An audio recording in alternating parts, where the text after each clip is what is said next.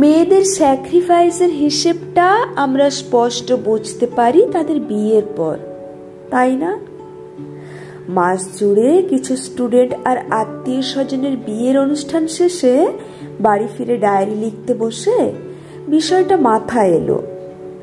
Pre wedding, shopping, mehndi উৎসব, প্রিয় মানুষের আমন্ত্রণে আইবুড়ো ভাত পর্ব, ডিজিটাল ক্যামেরায় মুহূর্ত বন্দি করা, সোশ্যাল মিডিয়ায় মানুষের মধ্যে তা শেয়ার করার বিষয়গুলো সকলের কাছে লোক দেখানো মনে হলেও স্মৃতিগুলোই থেকে যায়। অবসরে ওরাই কিছুটা শান্তি দেয়।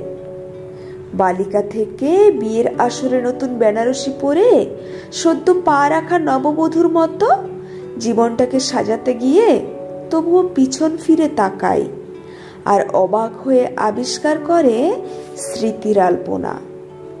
ভাঙাচুরো ছেলেবেলার কত স্মৃতি রঙিন প্রজাপতির মতো বর্তমানের কাছে মাথা নত করে থাকে।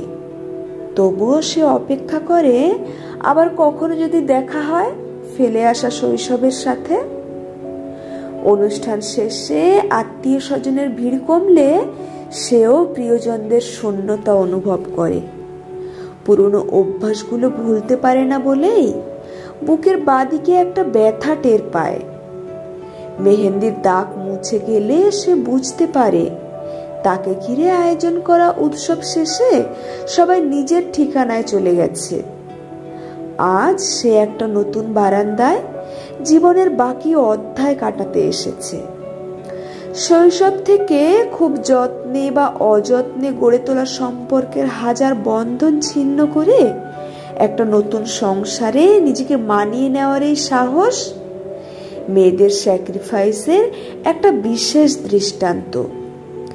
মায়ের শাসন, বাবার আদর, ভাই বোনের খুনসুটি, বন্ধু এবং পরিবার সব মায়া কাটিয়ে বাধ্য শিশুর মতো সামাজিক নিয়ম আর বর্তমানের কাছে নিজেকে বন্ধক রাখতে বাধ্য হয়।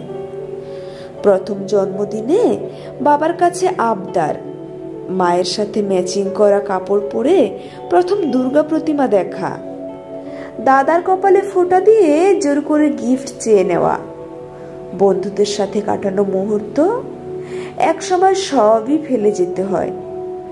সমস্ত আলোচনার ঊর্ধ্বে এসে তখনই আমরা মেয়েদের স্যাক্রিফাইসের হিসেবটা স্পষ্ট বুঝতে পারি।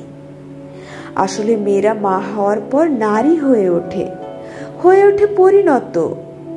সন্তানের জন্ম দেওয়ার পর জীবন তাদের গভীর দায়িত্ব শিখিয়ে দেয়। নিজের স্বপ্ন, ইচ্ছে, বিশ্রাম সবকিছু ভুলে সংসার নামের ভাঙা নৌকাটি টেনে নিয়ে যেতে হয়।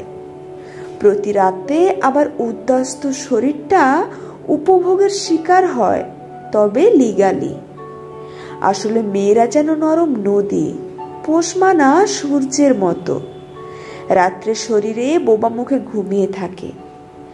নিয়ম বাঁধা বাবার ঘর, বিয়ের পর স্বামীর শাসন, তারপর শেষ বয়সে ছেলের কাছে আস্থা কুড়ে কিংবা বৃদ্ধাশ্রমে।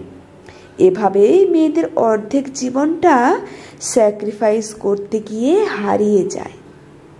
কলমে বিশ্বজিৎ।